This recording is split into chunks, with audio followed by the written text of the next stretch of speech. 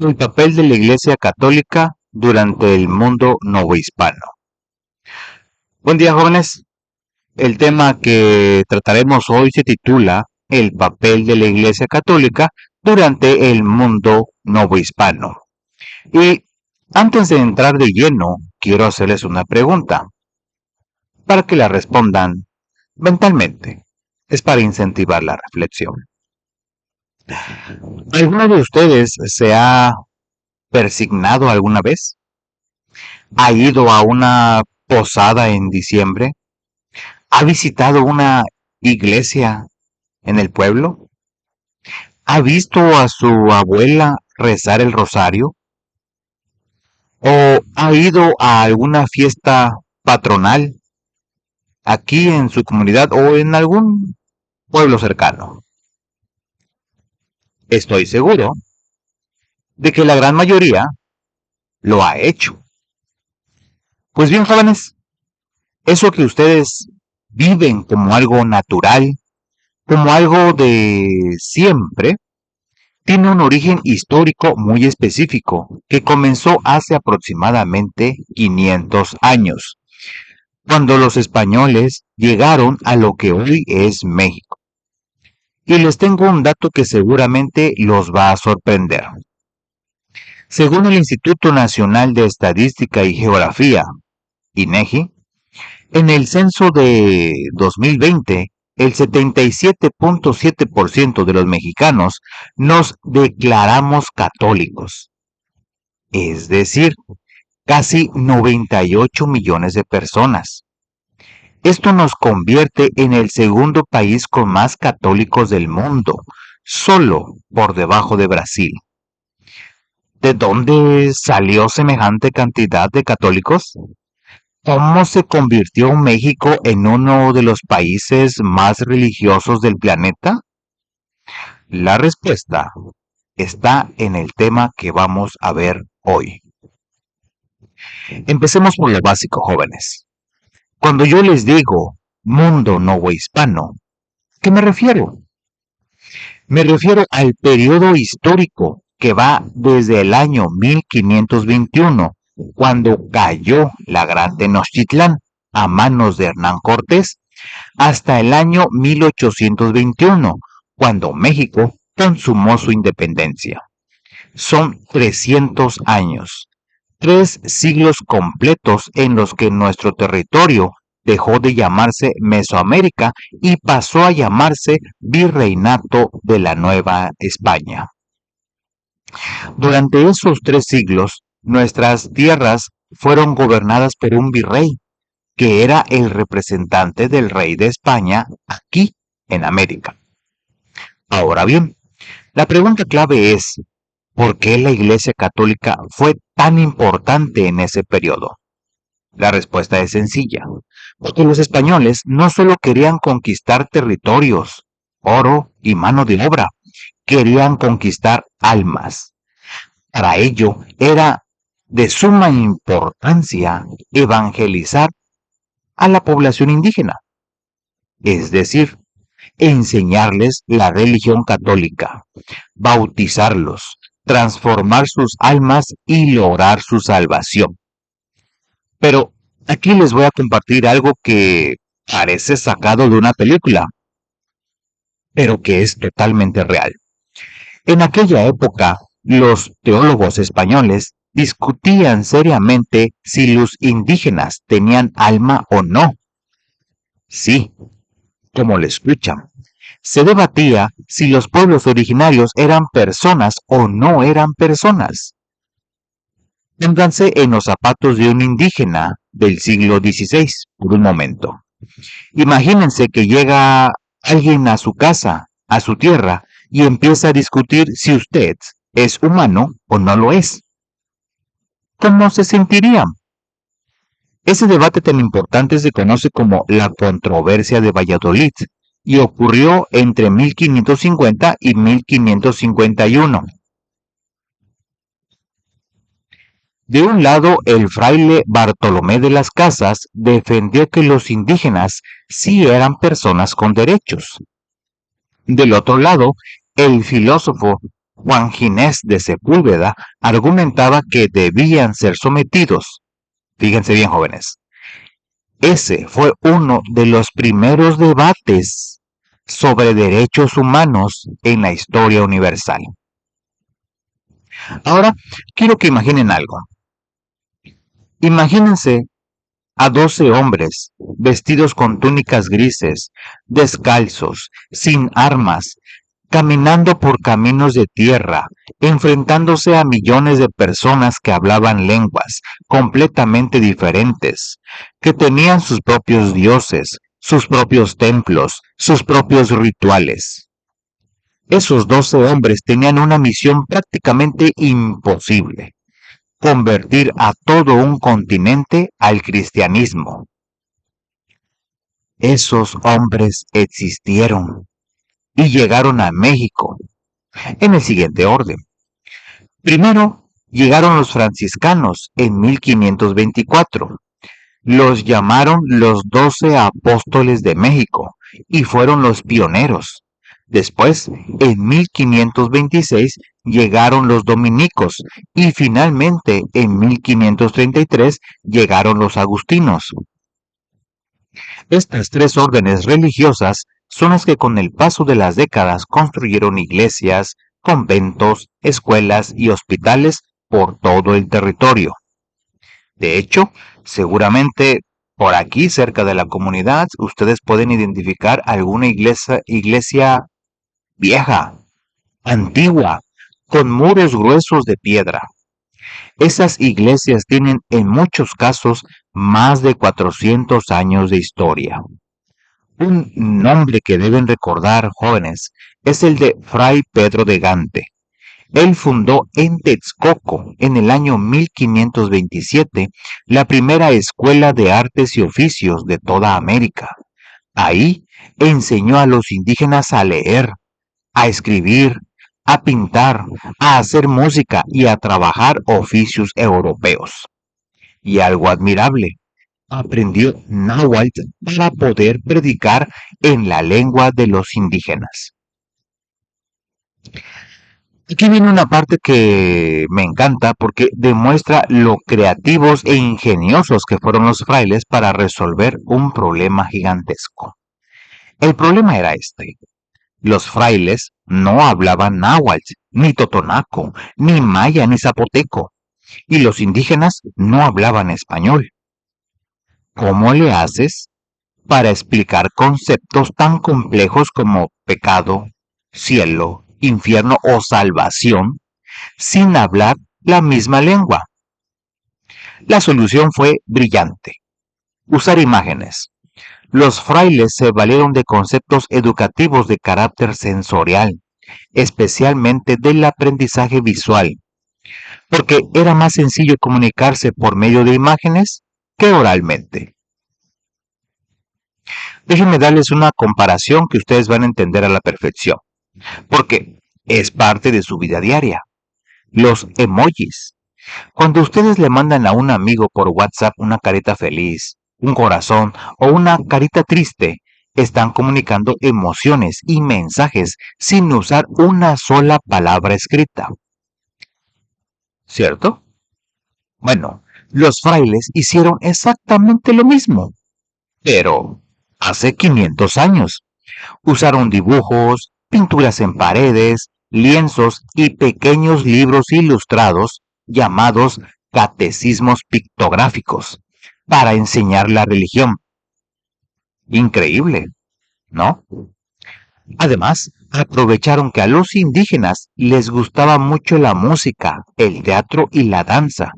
Entonces compusieron cantos, montaron obras teatrales y organizaron fiestas con baile para que los conceptos religiosos se aprendieran sintiendo, viendo y escuchando, no solo leyendo. Jóvenes, aquí tengo que pedirles que pongan atención especial porque vamos a hablar de algo que a veces se esconde en los libros, pero que es parte fundamental de nuestra historia. Lamentablemente, Cuando reflexionamos sobre el proceso de conquista espiritual durante la colonia, debemos reconocer que parte de lo que somos hoy, parte de nuestras creencias y costumbres, son consecuencia de un proceso histórico violento. Muchas personas sufrieron no solo la imposición de una nueva religión, sino que lo hicieron de las formas más crueles que se puedan imaginar. El investigador mexicano Félix Baez Jorge, en su libro Los disfraces del diablo, describe cómo la violencia se utilizó durante las evangelizaciones. Y agárrense, porque lo que les voy a decir es fuerte. Hubo crucifixión de muchas personas. A los indígenas que se negaban a convertirse o que eran acusados de seguir adorando a sus antiguos dioses en secreto, se les crucificaba, se les azotaba o se les quemaba vivos. Además, en 1571 se estableció oficialmente en México el Tribunal del Santo Oficio de la Inquisición, que funcionó durante casi 250 años, hasta 1820. Este tribunal perseguía a quienes eran considerados herejes o idólatras. Aquí quiero hacerles una pregunta para que reflexionen. ¿No les parece contradictorio que una religión cuyo mandamiento principal es ama a tu prójimo como a ti mismo, se haya impuesto con fuego, sangre y tortura? Esta es una de las grandes paradojas de nuestra historia y es importante que la conozcan para entender mejor el pasado. Pero no todo fue violencia, jóvenes. Quizá el proceso de evangelización más exitoso consistió en la combinación de principios cristianos con ritos y ceremonias paganas. A esta mezcla los historiadores le llaman sincretismo religioso. Hay una frase de un personaje llamado San Gregorio Magno que resume perfectamente esta estrategia. Él decía: no olvidéis nunca que no debéis estorbar ninguna creencia tradicional que pueda armonizarse con el cristianismo. Traducido al español de hoy, si no puedes borrar lo que el indígena cree, aprovéchalo. Un dato curioso y fascinante. El historiador Luis Weckman, autor del estudio Herencia Medieval, hizo una revisión exhaustiva de las semejanzas entre las religiones mesoamericanas y el cristianismo. ¿Y saben qué encontró? Que los pueblos mesoamericanos veneraban un símbolo llamado árbol de la vida. Esta imagen era tan parecida a la cruz católica que facilitó enormemente que los indígenas aceptaran el crucifijo como parte de su propia cosmovisión. Ahora, jóvenes, piensen en esto. ¿Se han fijado que en muchos pueblos de Veracruz las cruces se adornan con flores, frutas y copal? Esas cruces no son puramente católicas ni puramente prehispánicas, son una mezcla de ambas. Lo mismo sucede con el Día de Muertos, que fusiona celebraciones prehispánicas a Mictlantecutli con el Día de Todos los Santos católicos. La Virgen de Guadalupe, aparecida en 1531 en el Cerro de Tepeyac, justo donde antes se veneraba a la diosa Tonatzin, y la famosa danza de los voladores de Papantla, aquí en nuestro hermoso Veracruz, que sigue practicándose dentro de festividades católicas, aunque tenga raíces totonacas milenarias. Esta danza fue declarada Patrimonio Cultural Inmaterial de la Humanidad por la UNESCO en 2009. Permítanme ahora contarles algo que parece increíble, pero está registrado en los libros de historia. Los frailes montaban obras de teatro para enseñar conceptos religiosos. Por ejemplo, para explicarles a los indígenas cómo era el infierno. ¿Saben qué hacían? Quemaban gatos vivos en hornos delante de los indígenas para que ellos vieran y escucharan cómo arderían sus almas si no se convertían al cristianismo. Sé que es una imagen terrible, pero así fue. Era un espectáculo dramático, aterrador, diseñado para impactar los sentidos y las emociones. Y otro hecho impresionante: algunos frailes se flagelaban en plena misa, es decir, se azotaban a sí mismos con látigos delante de todos para expresar el sacrificio y el dolor que sufrió Cristo en la cruz. Esta fascinación por el sufrimiento era muy común, porque los frailes creían que el dolor, el ayuno y la penitencia los acercaban a Dios y les producían visiones místicas que ellos interpretaban como apariciones milagrosas. Hagamos una comparación para que se den cuenta de la magnitud de todo esto. Era el marketing más extremo de su época. Así como hoy las marcas usan influencers, redes sociales, colores llamativos y música pegajosa para venderte un producto, los frailes usaban fuego, sangre, lágrimas y espectáculo para venderte la fe. Era una estrategia de comunicación brutal, pero extraordinariamente efectiva. Ya para cerrar esta parte del desarrollo del tema, quiero darles algunos datos actuales del censo del INEGI del 2020, para que vean cómo ese proceso que comenzó hace 500 años sigue marcando a México en pleno siglo XXI.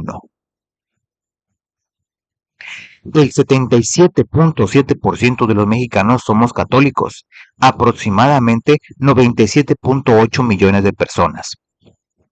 El 11.2% pertenece a iglesias protestantes y evangélicas. El 8.1% declaró no tener religión. Los estados más católicos de México son Guanajuato, Jalisco, Aguascalientes y Zacatecas, con más del 90% de población católica. Aquí, en el sureste, incluyendo partes de Veracruz, la población protestante y evangélica ha crecido mucho. En Chiapas, por ejemplo, representa el 32.5% de la población. Sin embargo, algo importante que deben saber: entre 2010 y 2020, el catolicismo cayó 5 puntos porcentuales en México, la caída más drástica registrada desde 1895. Las creencias están cambiando, jóvenes.